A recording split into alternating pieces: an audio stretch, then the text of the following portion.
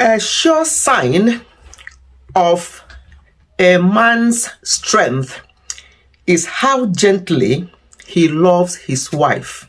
Let me say that again. A sure sign of a man's strength is how gently he loves his wife. Hello everyone, welcome back to Ifechi family. It came up to me, so I thought I would need to come out here and share it as an emergency. I think leading up to the video I recorded on Tuesday, I received a DM message regarding a woman that passed away. Recently, there was something to do with a lady or somebody who passed away when they were doing a plastic surgery. Again, this is somebody knows very well, who also passed away just recently following complications of plastic surgery because they want to reduce the amount of fat in their system. We hear all sorts. Some people want to reduce the fat, some people want to add some in, some people want to reduce the size of their buttocks, some people want to add some people want to reduce the size of their breast, some people want to add some. We are never contented with what we have. Why is that? There are other ways these things can be done without going through the knife, without going through all that kind of serious surgical intervention that sometimes can be complicated. Sometimes people are deleted, just like what happened recently, the one that just came to my attention. So I want to speak to couples. I want to speak to us. Come together. Come near. Grab your seats. Let us talk. This unfortunate incident was because, from the story I heard, from the friend of the woman, she's always complaining to her that her husband does not find her attractive anymore since she had they have two children. He always body shames her. Look at you. Look at how your tummy. Look at how big you are. And if she now says, baby, because I've had 2 children, she say, oh, are you the only one with 2 children? So and so had 4. And look at their figure and all the rest of it. Husbands and wives should encourage each other. Let another person not intimidate the other person. I was invited to a group on Sunday, just gone. I was an audience in a group called Women with Audacity. Women with Audacity Conversation. It's on Facebook. I have the link that I can share on my description later on, so you can go there and see what I discussed. Somebody told the lady about me and she invited me, and I discussed with them how I used to be and what I am today. The fact that my husband encouraged me, because if he did not, I'm telling you now, I'm that kind of person that will just be, just go, I don't want to get involved.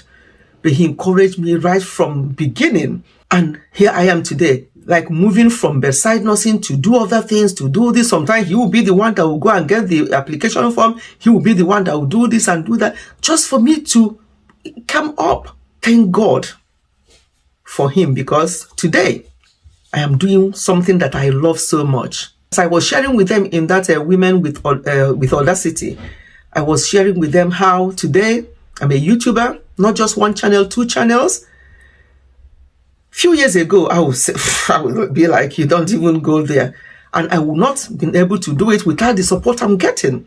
So let us support and encourage one another. That's the whole idea. Sometimes I will ask my husband to rate me. He will just say, oh, you've done so well. There will be a different way he can maybe push something in. Maybe next time it might be better to do it this way. Encourage the person in love, and the person will get it. But this idea of telling each other off and trying to put the other person down, oh, since she became this, she's now this, she's now not respecting me anymore. I brought her over to this country, she's now doing this, or because I brought him, because sometimes it's the woman that will come first. You did not bring in anybody. Both of you are one. If one person may have come before the other person, stop using this word, I brought him or I brought her into UK or into America or whatever country in diaspora. That kind of statement is not nice. You are one. Everything you do should be together. So I want to share this Bible verse with us. Above all this, put on love, which binds everything together in perfect harmony. That's in Colossians 3 verse 14. Please, mind how you speak to your spouses. Women go through a lot. Carrying the pregnancy, having the children, trying to deal with everything, We have hormones going on and on. We can't all be the same. Some people will be very slim. Some people will have a little bit of flesh. We encourage or we advise is that people will obviously look after their health, not to be too overweight and all the rest of it. But it's not for somebody's spouse to be telling them, body shaming them in that way. If people actually understand the full meaning of marriage, the two have become one. So if you're body shaming each other, you are body shaming yourself. So let us be very careful, because this lady just passed now. What would the husband, maybe give him few months, he'll go and marry somebody else.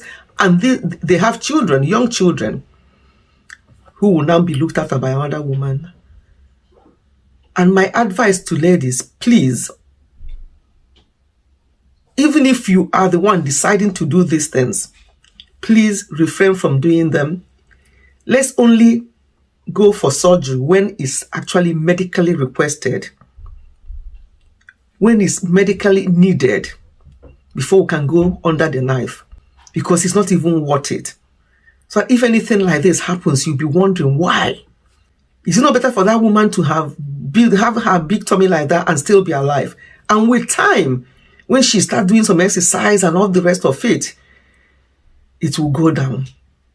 Please, let us be very careful how we speak to each other, how we speak to people out there, but never mind your own wife or your own husband. How we speak to each other is very important, and how we care for each other is very important, so that this kind of things will stop happening.